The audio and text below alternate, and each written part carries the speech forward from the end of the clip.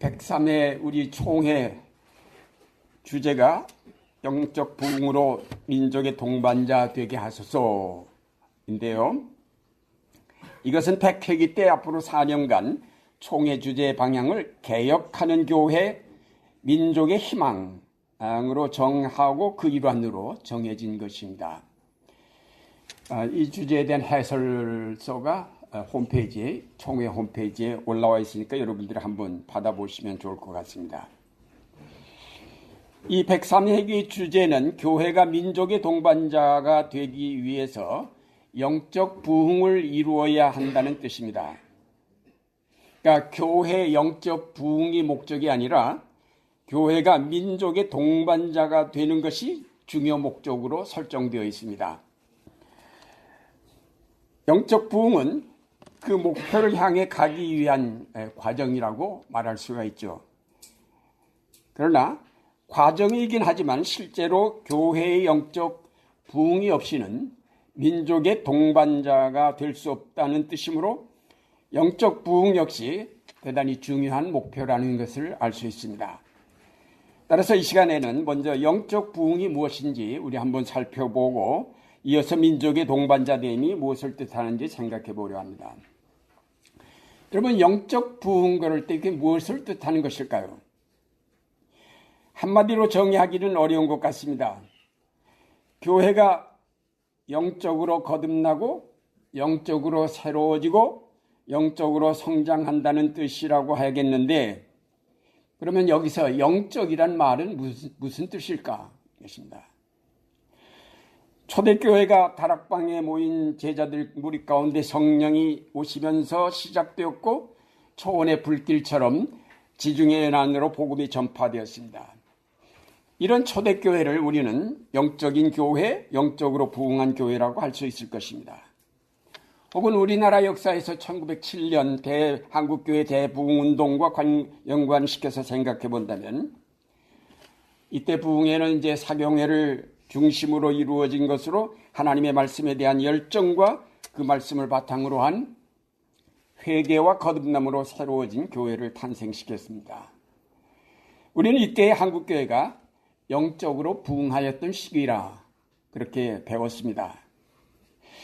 결국 영적 부흥이란 성령이 역사하실 때에 일어나는 현상이라고 할 수 있습니다.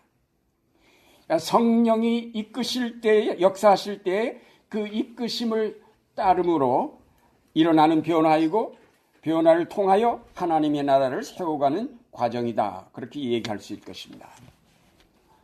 그런데 여기서 부흥이란 말이 들어갔는데 이 말에 대한 이해를 우리가 잘 해야 될 것 같습니다. 부흥하면 우리는 교회가 왕성하게 성장하는 현상으로만 보기가 쉽습니다. 그래서 교회가 대형화되면 부흥하는 교회다. 이렇게 보통 봅니다. 그러나 부흥은 쇠퇴하였던 것이 다시 일어남을 뜻합니다. 영어로 아시는 것처럼 revival, reconstruction, revitalized, restoration입니다. 그러니까 무너졌던 것 다시 세우는 일이며 침체하였던 것 활성화시키는 일이고 병들었던 것 회복시키는 것입니다. 그러므로 영적 부흥이란 성령이 떠나가셨던 교회가 다시 성령 충만한 교회로 거듭나는 일, 하나님의 말씀과 상관없이 살던 그리스도인들이 다시 말씀으로 돌아가 자기의 삶을 말씀 위에 세우는 일이고, 하나님의 나라가 아닌 세상의 영광을 쫓던 교회가 돌이켜 하나님의 나라를 세우는 일입니다. 히브리서 13장 본문에 있는 말씀대로 영문 안에 머물던 교회가 그리스도의 치욕을 짊어지고 영문 밖으로 나아가는 것이고, 민족의 문제를 외면하던 교회가 이제는 민족의 문제에 관심을 갖고 적극적으로 참여하게 되는 것이 영적 부흥의 징조라 그렇게 말할 수 있을 것입니다.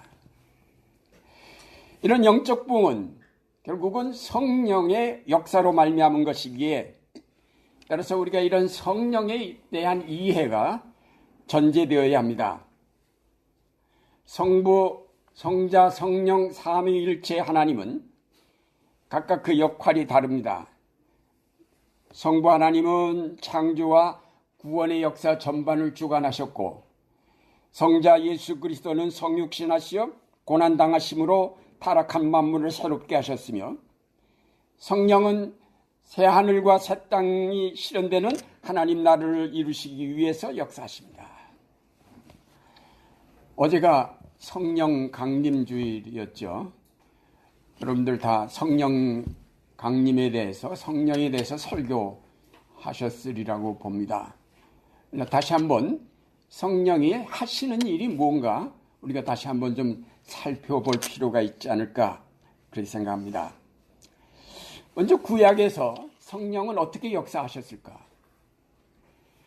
하나님은 성령을 통해서 이집트에서 400년간 노예로 살던 이스라엘을 구원해서 그의 백성이 되게 하셨습니다. 자기가 누군지 그 정체성을 잃어버리고 살던 그런 히브리들을, 고난받는 히브리였던 자들을 신의 산으로 이끌어내어 그들의 정체성이 무엇인지를 찾게 하셨습니다. 저들은 노예가 아니라 하나님의 약속을 받은 아브라함과 이삭과 야곱의 후손이며 제사장 나라이며 거룩한 백성임을 깨닫게 하셨습니다. 이스라엘의 역사는 어쩌면 바로 이런 정체성을 확립해간 역사라고 해도 과언 아닐 것입니다. 아시는 것처럼 출애굽 사건에서 중요한 것은 시내산 계약입니다. 하나님은 압제를 받은 자들을 압제에서 해방하실 뿐만 아니라 그들을 하나님의 백성으로 삼으셨다는 사실이 중요합니다.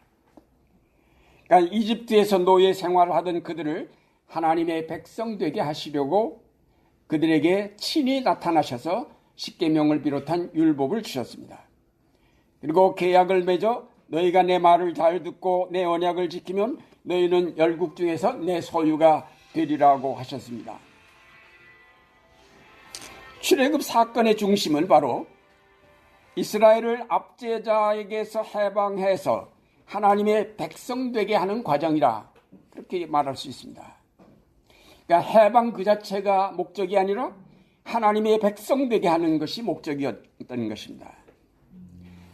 이 출애굽 사건에서 성령의 사역은 이스라엘을 이집트에서 구출하여서 율법을 지키는 거룩한 백성 되게 하는 대로 집중되어 있다고 볼 수 있습니다. 바로 이런 역사를 위해서 성령께서는 모세를 선택하셨고 그를 이끌어 바로 왕에게로 가게 하셨고 바로 왕과 그 권력에 맞서서 이스라엘 자손들을 출애굽하도록 인도하셨습니다. 다음으로 구약시대의 하나님의 영은 예언자들을 감동해 하나님의 율법을 지키지 않고 떠나 계약을 저버린 이스라엘을 책망하고 심판을 선포하며 회개하여 돌이킬 것을 촉구케 하셨습니다.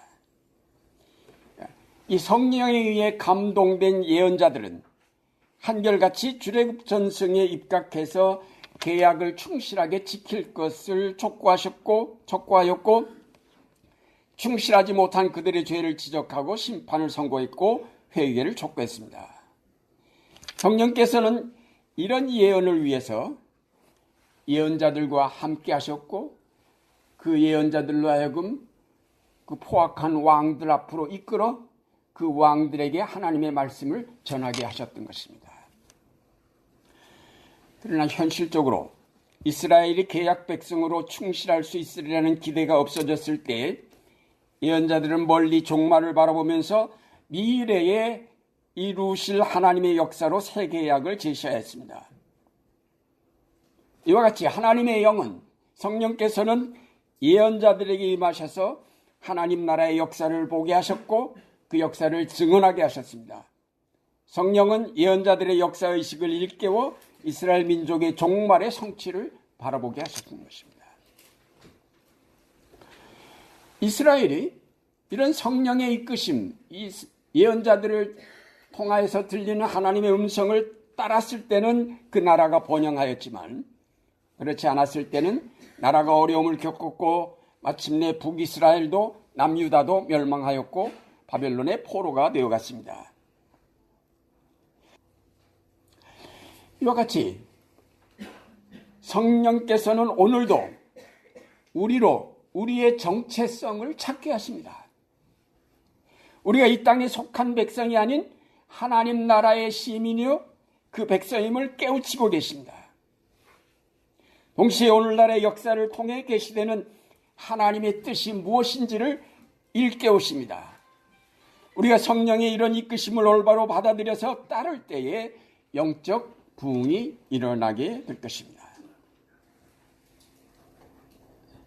세습을 하지 않겠다는 약속을 설교를 통해서 했던 목사가 약속을 헌신짝처럼 차버렸다는 것.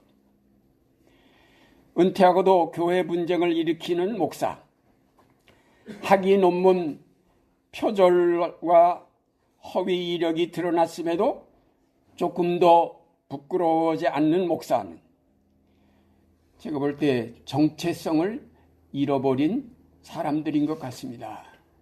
자기가 누군지, 자기가 뭐하는 사람인지를 잃어버린 사람들이에요. 한국교회가 그 신망을 잃어버릴 수밖에 없습니다. 우리는 우리 자신의 정체성을 찾아야 됩니다. 목사가 뭐하는 사람인지, 장로가 뭐하는 사람인지 자기 정체성을 확실하게 세워야 됩니다.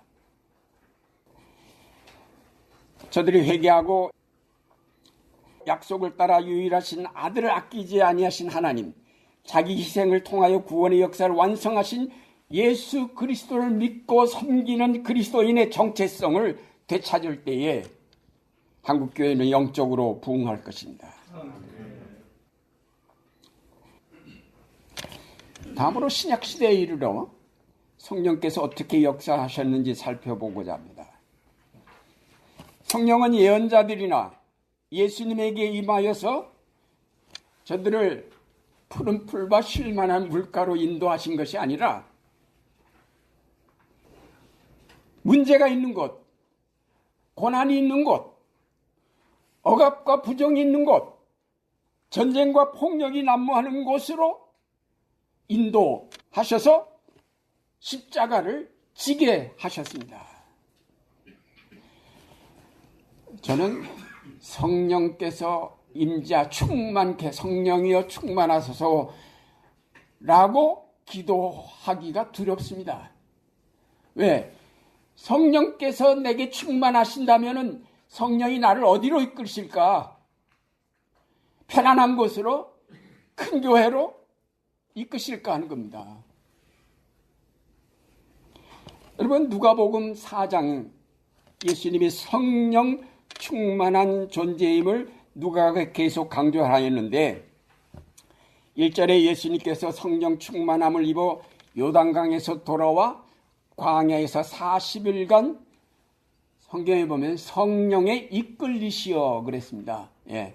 성령께서 예수 그리스도를 광야로 이끄셨어요. 그리고 마귀와 만나게 하셨고 마귀의 시험을 받게 하셨습니다. 그걸 피하게 하신 것이 아니라 마귀에게로 이끌어서 마귀의 시험을 받게 하셨어요. 그리고 14절에 예수께서 성령의 권능으로 갈릴리에 돌아가시니 라고 했고 나사렛 회당에서 안식일에 예수님께서 이사야서 61장 1절 이하의 말씀을 읽으시면서 이 글이 오늘날 너의 귀에 응하였다고 하셨습니다. 그러니까 신약시대에 이르러 성령은 오직 성육신하신 예수님과만 함께 하셨습니다. 예수님과 함께한 성령은 그를 광야로 인도하여 마귀에게 시험을 받게 하셨습니다. 그리고 그에게 맡겨진 사명, 즉 가난한 자에게 복음을 전하고 포로된 자에게 자유를, 눈먼 자에게 다시 보게 함을 전파하며 눌린 자를 자유케 하고 주의 은혜의 해를 선포하도록 인도하셨습니다. 다시 말해 성령은 예수님을 가난한 자에게로, 포로에게로, 눈먼 자에게로, 눌린 자에게로 이끄셔서 복음을 전하고 자유를, 주의 은혜를 선포하게 하셨습니다. 예수님에게 맡겨진 사명은 크게는 이 세계를 악의 구조로 만들어 놓은 사탄에 대한 도전이고, 구체적으로는 지배구조에 대한 도전을 의미했습니다. 이것은 기성체제에 대한 도전이며 사회개혁이며 인간을 새롭게 하는 일이며 악의 세력 전체에 대한 격렬한 투쟁을 의미하였습니다. 성령은 예수님을 이 격렬한 싸움터로 인도하셨습니다. 그것은 곧 고난을 의미하며 십자가를 의미하였습니다. 물론 이 투쟁을 위해서 성령께서는 예수님에게 능력으로 함께 하셨습니다. 그러나 그 능력은 기존 정치 권력을 뒤엎을 수 있는 정치적인 권력이거나 막강한 경제력이거나 수만의 군대를 기적적으로 뒤엎을 수 있는, 물리칠 수 있는 초인적인 힘이 아니었습니다. 하나님 나라의 비밀을 선포하는 말씀의 능력이며 약한 자와 병든 자를 고치고 죽은 자를 살려내는 치유의 능력이었습니다. 그러나 이런 능력으로는 기존의 정치 권력, 종교 세력을 압도할 수가 없습니다. 그래서 마침내 예수님은 십자가를 지지 않을 수 없었습니다. 예수님 자신도 이런 고난을 달가워하시지 않았죠. 그러나 그는 마침내 아버지의 뜻대로 하옵소서 하면서 십자가를 향해 나가셨습니다. 십자가의 죽음을 통해서만 하나님의 의가 성취되고 모든 마귀의 관계가 깨어지며 인류의 죄가 완전히 속죄되는 길이 가능했기에 성령은 예수님을 십자가의 길로 인도하셨고, 마침내 예수님은 십자가의 고난을 감당하심으로 승리하실 수 있었습니다. 이 성부, 성자, 성령 삼위일체다. 이 삼위일체 하나님이 어떻게 십자가에서 역사하셨을까? 아들을 포기하시는 아버지의 심정은 어떠셨을까? 예수를 십자가로 인도한 성령의 심정은 어떠셨을까?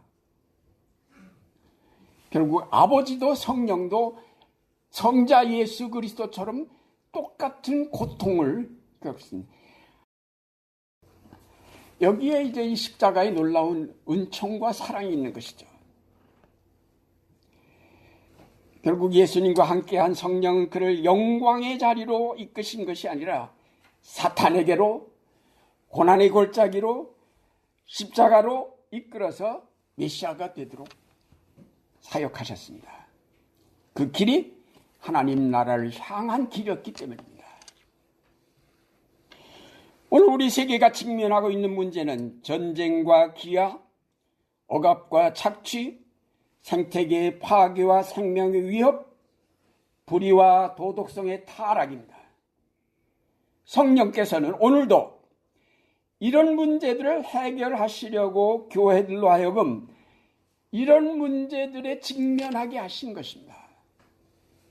한국교회에 오신 성령은 교회들로 하여금 한반도의 비핵화와 남북의 화해와 평화 문제에 직면하게 하시고, 불의와 거짓과 도덕적 타락, 그리고 생태계의 심각한 파괴로부터 오는 문제에 직면하게 하시지 않겠습니까? 성령여 충만하게 하소서라고 기도했을 때 성령이 우리를 그런 문제들 다 외면하고 편안한 곳으로 아무 문제도 없는 그야말로 낙원에 우리를 인도하시는 걸까? 성령은 그 일을 위해서 계신 것이 아닙니다. 성령이 오시는 까닭, 그것은 바로 오늘 우리들이 직면하고 있는 문제들 앞에 우리를 이끌어 가시고 그 문제를 해결하도록 우리들 속에 능력으로 역사하시는 분이 성령이신 것입니다. 성령이 이끄시는 대로 한국교회가 이런 문제들에 직면하여서 어찌하든지 하나님의 뜻을 이루려 힘을 모을 때에 영적 부흥이 가능하게 되며 자연스럽게 민족의 동반자가 될 것입니다.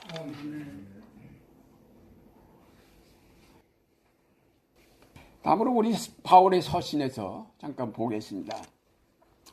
로마서 8장에서 그러므로 이제 그리스도 예수 안에 있는 자에게는 결코 정죄함이 없나니 이는 그리스도 예수 안에 있는 생명의 성령의 법이 죄와 사망의 법에서 저를 해방하였습니다 라고 단언하고 있습니다. 여기서 생명의 성령의 법과 죄와 사망의 법 대조되어 있습니다. 바울은 로마서 7장까지에서 설명한 그리스도로 말미암아 이루어진 모든 구원에 이르는 길을 성령의 법으로 요약을 한 것이라고 봅니다. 그러니까 예수 그리스도와 함께 하셔서 역사하셨던 성령이 이루신 하나님의 구속의 사역으로 우리는 해방이 되고 구원을 얻었습니다. 이제 성령의 법이 가져오는 것은 생명이요, 해방이며 정죄함이 없는 완전한 구속이며 평화입니다. 바울이 예수 그리스도의 구속의 능력을 성령의 법이라고 한 것은 구속의 효력을 우리에게로 실제 이루시는 분이 성령이기 때문입니다. 그러면 바울이 이해한 성령의 법이 가져오시는 생명과 해방은 어떤 것인가? 이를 알려면 죄와 사망의 법이 의미하는 것을 먼저 살필 필요가 있습니다.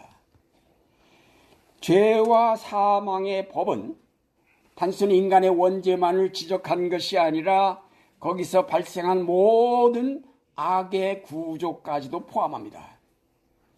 바울은 로마서 1장에서부터 3장 사이에 유대인이나 헬라인이나 모두가 죄 아래 있다고 선언했습니다. 그래서 유대인이 율법을 가졌다고 해서 다른 민족보다 더 정교적이거나 우월하지 않고 헬라인이 지식을 사랑하는 민족이라고 해서 뛰어날 수 없다는 것입니다. 모두가 죄 아래서 평등하고 동시에 모든 민족이 사망의 구조 속에서 신음하고 있음을 뜻합니다. 바울은 그가 경험하고 있는 현실 모두가 억압의 구조요, 자유와 평화가 없는 사회로 인식했고 그의 시대뿐 아니라 어느 시대, 어느 사회, 어느 민족을 막론하고 인간의 지혜와 능력으로 바꿀 수 없는 사탄의 지배를 받는 구조, 받는 세계로 보았던 것입니다. 그래서 그는 말하기를 피조물이 다 이제까지 함께 탄식하며 함께 고통하는 것을 우리가 안다고 했습니다. 오늘날 세계가 신음하며 고통당하고 있는 모든 문제를 함께 묶어서 바울은 죄와 사망의 법이라고 했습니다. 전쟁, 억압, 불평등, 불의, 오염 등 우리가 심각하게 직면하고 있는 문제들이 다 죄와 사망의 법 아래 속한 것들입니다. 성령의 법은 이런 구조를 완전히 뒤바꾸어서 생명과 자유와 평등과 정의와 평화가 있는 새로운 나라로 우리를 인도하신다고 보았습니다. 이것이 바울이 이해한 성령의 사역입니다. 바울은 특별히 이 평등 구조에 관심이 많았습니다. 갈라디아서 3장 28절에 너희는 유대인이나 헬라인이나 종이나 자주자나 남자나 여자 없이 다 그리스도 예수 안에서 하나다. 저는 이 성경 말씀이 인권선언이라고 봅니다. 모든 불평등 구조 다 통틀어서 그리스도 안에서 하나다. 대단한 인권선언이죠.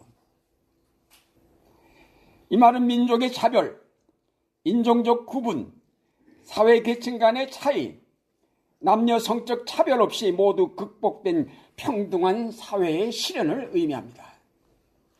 다시 말해서 그리스도께서는 이 모든 이 땅에 존재하는 불평등 구조를 다 없애버리고 다 죄 아래로 다 끌어내서 평등하게 만들고 믿음으로 다시 들어올려서 다시 평등한 사회를 만들 때 거기 하나님의 나라가 이루어진다고 본 것입니다.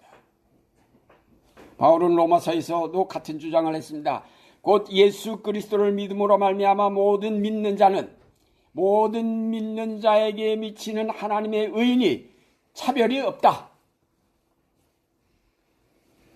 우리는 흔히 믿음으로 의롭게 된다는 말을 개인적 심리적 차원에서만 이해하여 왔지만은 바울이 의미한 것은 사회적 차원도 포함합니다. 모든 믿는 자, 이 말 속에서 이 사회에 존재하는 모든 차별 구조가 사라집니다. 그는 분명히 차별이 없다고 선언합니다. 바울이 말하는 자유나 해방은 바로 개인적인 죄책감에서 해방되는 것만이 아니라 이 세계에 존재하는 모든 억압 구조, 차별 구조로부터의 해방과 자유를 의미합니다. 모든 차별이 철폐될 때에 진정한 정의와 평화가 자리 잡으면서 생명 공동체가 이루어지게 됩니다. 따라서 성령으로 인도함을 받는 하나님의 자녀들은 죄와 사망의 법 아래 지배받는 데서부터 해방될 뿐 아니라 그 모든 부당한 구조를 거부하고 하나님 나라에서 얻는 자유와 평등과 평화를 추구해야 합니다. 바울은 갈라디아서에서 그리스도께서 우리를 자유케 하려고 자유를 주셨으니 그러므로 굳게 서서 다시는 종의 멍에를 매지 말라. 종의 멍에를 매지 말라. 여기서 말하는 종의 멍에가 무엇일까요? 오늘 우리 사회 속에서 사회 일반적으로 생각하는 그런 이념이나 사상, 여기에 우리가 얽매일 때에 이미 우리는 아직도 종의 노예를 그대로 벗어나지 못한 상태에 있다고 봅니다. 여기서 해방돼야 됩니다. 해방돼야 돼요. 거기서 뛰어나와서 우리는 그리스도의 자유를, 그리스도께서 우리에게 주신 자유를 누리는 자가 되어야 됩니다. 왜 종의 노예로, 이념의 노예로 여기에 머물러 있는 겁니까?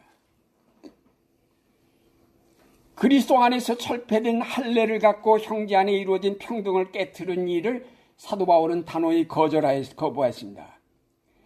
따라서 여기서는 할례만 말하는 것이 아니라 성령을 거스르는 모든 것을 거부하고 성령을 쫓아 행하라고 권고하였습니다. 사도 바울은 성령이 가져오시는 해방과 자유와 정의와 평화는 단순히 개인의 영적 차원에서뿐만 이루어지는 것이 아니라 사회적이고 구조적인 차원에서 이루어진 것이고 이것을 위해 하나님의 자녀는 성령을 쫓아 행하는 자, 성령을 쫓아 사망의 구조와 투쟁하는 자가 되어야 할 것을 강조하셨습니다. 이런 사도 바울의 성령 이해를 받아들인다면 한국 교회가 영적으로 부흥한다는 것은 그리스도 안에서 모든 사람은 평등하며 하나다라는 하나님을 인식하는 운동에 적극 참여함을 뜻하고 하나님의 뜻을 따른 사랑의 공동체를 지향함을 뜻하는 것입니다. 다음으로 우리가 민족의 동반자를 생각해 보겠습니다.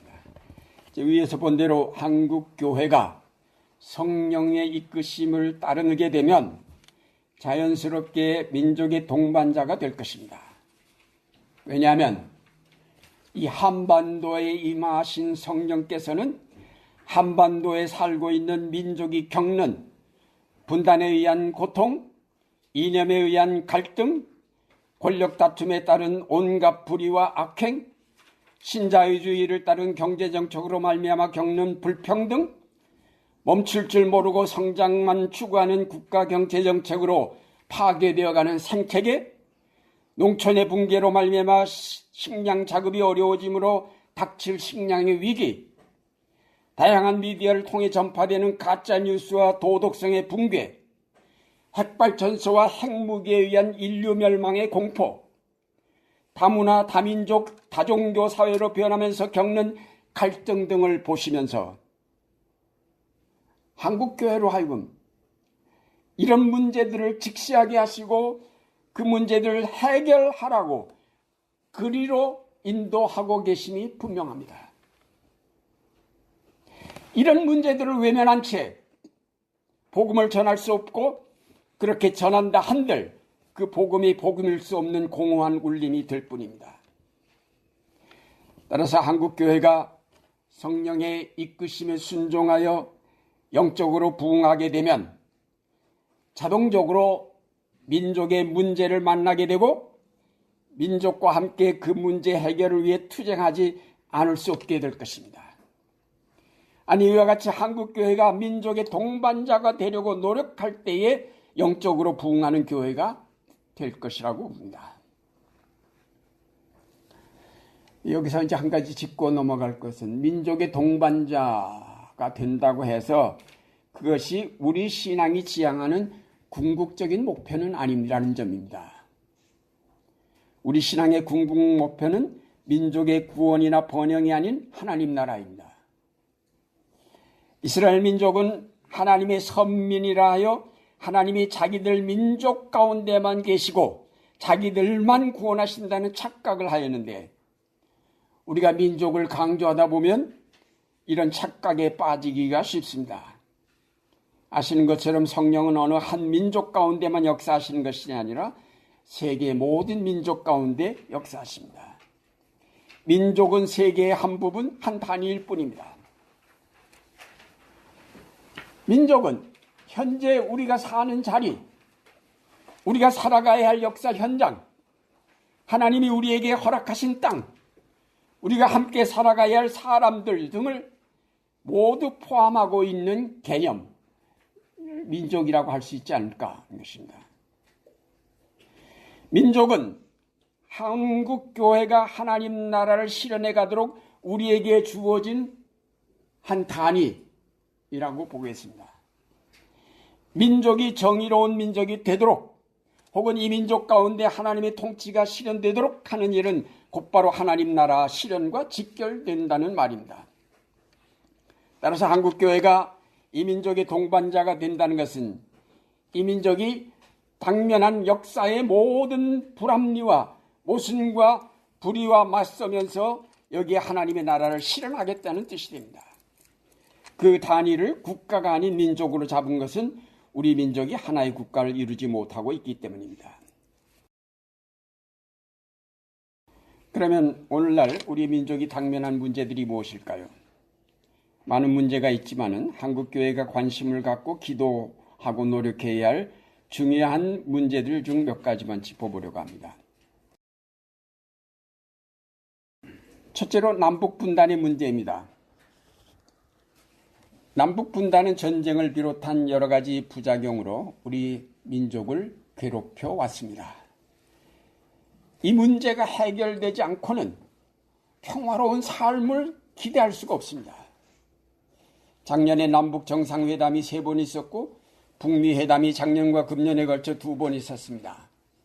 네, 아직 지금은 교착 상태에 빠져 있습니다마는 전에 경험해보지 못한 새로운 환경이 남북 간에 조성되어 있는 것은 분명한데 한국교회가 이에 어떻게 대응하여야 할지 고민하지 않을 수 없습니다.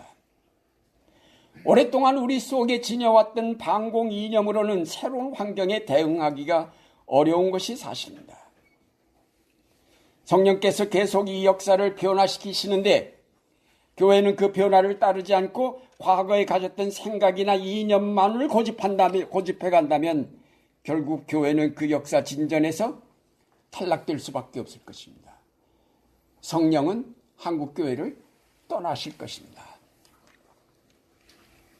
둘째로 경제적인 문제입니다. 우리 자본주의 사회는 불가피하게 가진 자와 못 가진 자로 나뉠 수밖에 없는 구조입니다. 최근 통계청 발표에 따르면 소득 불평등 정도가 OECD 36개국 중 한국의 30이라고 합니다. 그러니까 소득 격차가 크다는 얘기입니다. 대통령마다 모두 경제성장 위주의 정책을 택하면서 소득의 격차는 더 심화될 수밖에 없습니다. 소득 불평등은 자살을 비롯한 사회 불안 요인이 되기에 한국교회는 소득 불평등을 방관하고만 있어서는 안 될 것입니다. 그래서 국회도 이런 소득 불평등을 완화하기 위한 여러 가지 법을 만드는 중에 그 중에 하나가 살찐 고양이법입니다. 살찐 고양이법이 뭔가 하고 찾아보니까 대기업의 고소득자와 최저임금 받는 사람과의 격차가 30배 이내로 해야 된다. 공공기관의 임직원은 10배, 국회의원과 고위공직자는 5배가 넘는 임금을 받을 수 없다. 이게 살찐 고양이법입니다.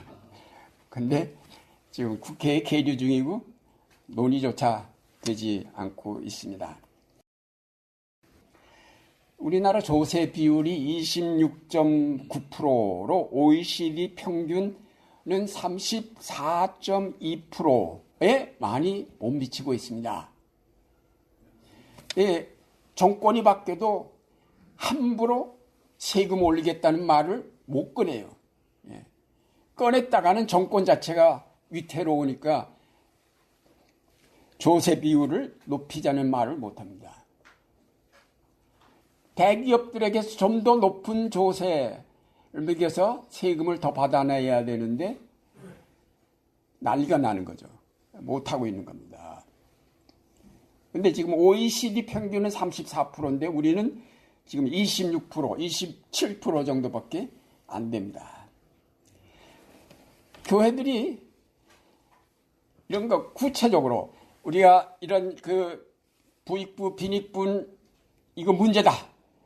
평등화해야 된다. 이렇게 막연하게만 설교할 것이 아니라 구체적으로 이 캠페인, 운동을 만들어내야 될 거 아닌가 하는 겁니다. 네?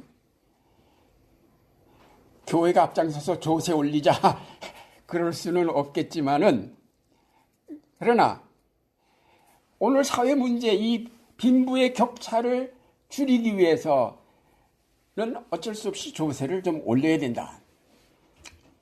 또 기본소득 논의를 많이들 들어보셨죠? 기본소득이라는 것은 국민 모두에게 어린아이나 노인네나 여자나 남자나 할 것 없이 모든 사람에게 일률적으로 똑같은 금액을 지불하는 게 기본소득입니다. 그래서 우리나라 5천만 인구 한 달에 30만 원씩 지불하면은 대개 1년에 한 180조 정도의 예산이 필요합니다. 그런데 이런 기본소득 실험들을 스위스에서는 투표에 붙였다가 30%밖에 득점 못했고, 지금 핀란드에서 실험 중에 있고, 미국의 알래스카주는 거기서 생산되는 석유에서 나오는 기금, 그거를 알래스카 주민들에게 일률적으로 똑같이 논아줍니다. 그런 실험들. 지금 여러 나라에서 이런 기본소득 논의들을 하고 있습니다. 근데 사실 이런 기본소득 논의는 교회들이 관심 가져야 할 하나님의 말씀입니다. 가령 성경에 이스라엘 백성들이 애굽에서 출애굽했을 때에 하나님께서 어떻게 하셨습니까? 만나를 내려주셨어요. 네? 누구나 똑같이 많이 거둔 자도 남은 것이 없습니다. 적게 거둔 자도 모자라는 것이 없다. 성경에 그런 말씀이 있어요. 놀랍지 않습니까? 많이 거둔 자도 남지 않고 적게 거둔 자도 모자라지 않는 사회. 그게 만납니다. 여러분 주기도문 외우죠. 일용할 양식을 주시옵고 오늘 먹을 양식 주시옵고. 이 일용할 양식을 먹게 해달라고 우리가 기도만 하고 있을 게 아니라 일용할 양식을 먹을 수 있도록 운동을 해야죠. 예. 기본소득 되면은 일용할 양식 주시옵고가 이루어집니다. 예. 예수께서 무엇을 먹을까 무엇을 입을까 염려하지 말라. 헛소리하고 앉아 계셨다라고 우리가 얘기하기 쉽지만은 무엇을 먹을까 무엇을 입을까 염려하지 않는다는 말은 기본소득이 실현되면 가능합니다. 여러분 경기도에는 농촌 교회들이 많이 속해 있을 텐데 기본소득 나오면 농촌교회들이 살아납니다. 기본소득 나오면 시인들이 시를 쓸 수가 있고 화가들은 그림을 그릴 수가 있죠. 기본적으로 먹고 사는 것이 나오면 자유롭게 그림도 그리고 시도 쓸 수 있는 거죠. 이런 운동을 교회가 앞장서야 됩니다. 아침 일찍 들어온 포도원에 들어온 일꾼이나 저녁 맨 끝 시간에 들어온 일꾼이나 똑같이 한 데나리온 주시는 하나님, 이게 하나님 나라가 아닙니까? 예. 이런 걸 위해서 교회가 있는 거죠. 교회가 있는 겁니다. 그래서 교회들이 성경 열심히 읽고 설교하는데 거기서 머물지 말고 한 걸음 더 나가서 여러분 목사님들, 장로님들 인문학 공부 좀 하셔야 됩니다. 경제가 무엇인지, 역사가 무엇인지, 예? 이 경제가 어떻게 돌아가는지, 정치가 어떻게 돌아가는지 인문학 공부를 좀 해야 현실 전투시를 알고 현실을 비판할 수 있고 또 미래를 우리가 내다볼 수 있으며 미래를 향해서 어디로 가자라고 얘기할 수가 있는 거죠.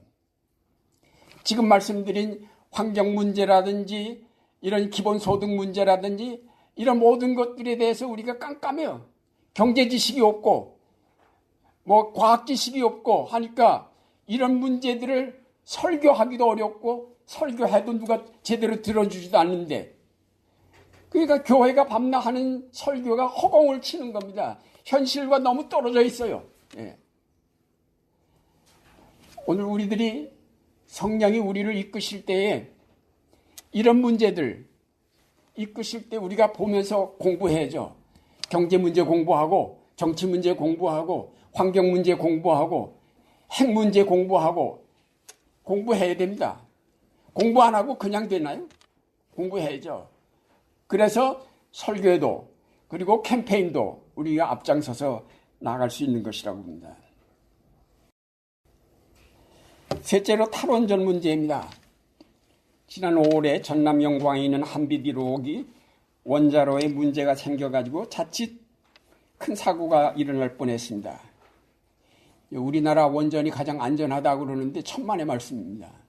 위태위태하기 짝이 없어요. 언제 사고가 날지 모릅니다. 경제 성장을 위해서는 값싼 전기가 무한정 공급돼야 되는데 그러려면 핵발전소는 불가피하다는 것입니다. 결국 우리 인간의 욕망을 제어제 한권은 핵발전소는 우리 자손들의 비극의 씨앗으로 남게 될 것입니다. 이런 문제들 외에도 생태계 변화에 따른 지구의 위기, 식량 감소에 따른 기아의 문제, 다문화 다민족화되어가는 사회가 겪는 갈등과 인권 문제 등 여러 가지 문제들이 우리의 삶을 불안하게 하고 있습니다. 성령께서 바로 이런 문제가 있는 곳으로 우리를 이끄실 때 한국교회가 어떻게 응답하느냐에 따라서 한국교회가 민족의 동반자가 되어 부흥할 수도 있고 그렇지 않을 때 오늘날과 같이 계속 하락의 길로 나가게 될 것입니다. 제가 목회할 때 1990년도에 특별신앙운동이라는 걸 해봤습니다.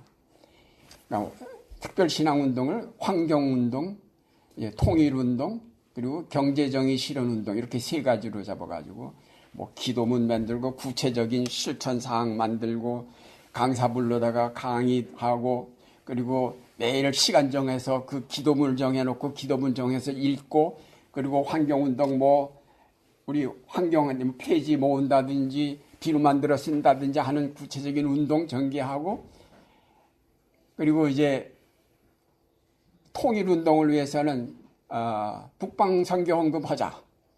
아주 일반 헌금과 또 다르게 북방선교헌금을 정해서 북방선교업은 계속 정립을 해가서 우리가 통일이 되면은 북방의 북한이나 여기서 이제 개념을 북방으로 정한 것은 꼭 북한만이 아니고 뭐 몽골이라든지 이런 쪽에도 우리가 갈 수 있도록 헌금을 계속해서 정립해와서 상당히 모아졌고 그 일부분을 이제 금강산 그때 한참 열렸을 때 금강산 개발을 할 때 거기에 온실이 온실 금강산 밑에 고성에 현대 아산이 그 온실을 만들어준 게 있습니다.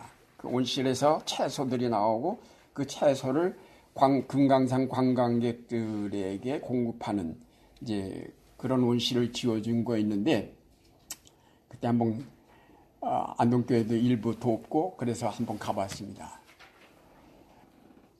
이제 그런 운동들 계속 교회가 해서 뭐 얼마나 성과 거두겠습니까? 교회가 해봐야 환경운동 해봐야 그렇고 그렇지만은 일단 우리가 지금까지 믿었던 신앙운동 지금까지 생각했던 그런 신앙운동에서 좀 벗어나서 환경도 신앙운동이구나 통일도 신앙운동에 속하는구나 경제정의 문제를 생각하는 것도 신앙에 속하는 것이구나 하는 의식을 교인들에게 불어넣어 줄 수가 있었던 것이죠. 이제 교회들은 성령이 우리를 지금 우리가 당면한 이런 문제들을 보게 하시고 거기에 직면하게 하시는데 그냥 보고 멍청하니 바라보고만 있을 게 아니라 우리가 거기에 어떻게 해결점을 찾으며 여기 우리가 어떻게 캠페인에 동참할 수 있는지 이런 고민들을 우리들이 해야 될 것입니다. 여기 민족의 동반자 되자. 그런데 민족의 동반자 되자는 무슨 구체적인 프로그램이 나와야 됩니다. 교회 일상적으로 해오던 프로그램 말고 이제는 그런 전반적인 사회 문제에 관해서 교회가 일단 참여할 수 있는 부분에 어떻게 참여할 것인가 나름대로 고민하고 프로그램 연구하고 짜고 다른 데 자료들을 모아보는 역할들을 해야 할 것입니다. 자, 그런데 한국교회는 지금 이런 성령의 인도하심을 따르는 대신에 자기 확장과 자기 만족만을 위하여 인간적인 수단과 방법을 동원하는 것을 주저하지 않고 있다는 데 문제가 있습니다.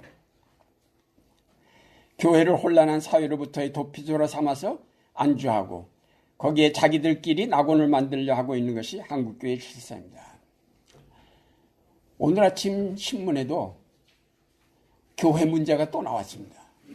계속 교회 문제가 나오는데 뭐 분당 횃불교회라나요? 뭐 그런 데서 이 부목사들, 전도사들, 교회의 직원들을 을로 생각하고 막 뿌려먹는다는 겁니다. 지금 한국교회 부끄러운 실상들이 하나하나 들춰지고 있습니다. 하나하나 들춰지고 있습니다. 한국교회는 성령으로 하여금 하나님의 구원의 역사를 위해 활동하게 하시는 것이 아니라 방언이나 신유의 은사를 나누어주는 일에만 몰두하게 하고 있습니다. 하나님의 나라를 대적하는 불의가 이 땅에 가득한데도 외면한 채 성령을 받았다고 하는 사람들이 자기 성공, 자기 만족에만 도취하고 있지 않은가. 명성교회의 세습 문제나 서울교회의 분쟁, 사랑의 교회가 겪는 진통들은 한국교회가 성령의 이끄심을 따르지 않고 있다는 사실을 단적으로 보여주고 있다고 봅니다. 안교성 목사의 글에서 본 겁니다. 한국교회는 지금 교회 성장 둔화, 목회자 타락, 세습 등의 교회 내적인 문제뿐만 아니라 기성종교 쇠퇴, 교회 이탈 현상, 영성의 개인화 등의 교회 외적인 문제까지 직면하고 있다고 했습니다. 사랑하는 여러분, 이제 진정으로 한국교회가 이런 몰락의 길에서 벗어나서 영적으로 부흥하려면 성령의 이끄심을 따라서 반전 반핵 평화운동에 앞장서고 반공의 운동에 적극 참여하고 기후변화에 관심을 갖고 우리 속의 욕망을 제어하는 운동에 나서야 하고 통일 문제에 적극적인 자세를 임해서 하나님의 구원 역사를 이 땅에 실현시켜 가야 할 것입니다. 3.1운동 때 교회가 민족의 동반자 되어 함께 만세를 부르며 일본의 압제에 항거한 것은 총회가 결의한 것입니까? 또 어떤 지도자가 선동한 겁니까? 아니죠. 자발적으로들 나왔습니다. 저는 그게 1907년 대부흥운동의 결과로 나타난 거라고 봐요. 예. 안교성 교수는 한국교회는 처음부터 민주화, 근대화 등의 대의 명분과 결부되었고 부정에 저항하는 반운동적 성향을 지녔고 민주주의적 성향을 강하게 띄었다고 하였는데 그 시대적인 상황에서 성령의 이끄심을 따르다 보니까 민족교회가 되었다. 그렇게 볼 수가 있는 거죠. 이제 우리는 이런 한국교회의 전통을 되살려서 종말의 위기가 급속하게 다가오는 이 시기에 성령이 우리를 어디로 이끌려 하시는지 분명하게 살피고 그 인도하심을 따라서 이 민족의 동반자 되기를 힘써야 하겠습니다. 영적 각성을 통하여서 이 역사를 올바로 통찰함으로 하나님의 뜻을 이루어가는 여러분이 되시기를 바랍니다. 기도하겠습니다. 역사의 주관자이신 아버지 하나님, 급격한 변화와 요동치는 역사 속에서 갈피를 잡지 못하고 헤매는 저희를 불쌍히 여기시고 성령을 통하여 저희의 눈을 밝히시며 귀를 열어 격동하는 역사를 통해 들려오는 주님의 세미한 음성을 들을 수 있게 하옵소서. 미련한 자에게 지혜를 주시며 눈먼 자의 눈을 뜨게 하시는 성령이시여, 안일함과 자기 욕망에 빠져있는 교회들을 일깨워 주셔서 회개하게 하시고 주님의 이끄심을 따라 역사의 현장으로 달려나가 아픔을 겪는 민족의 동반자가 될 수 있게 하여 주시옵소서. 예수 그리스도 이름으로 기도드립니다. 아멘. 아멘. 감사합니다.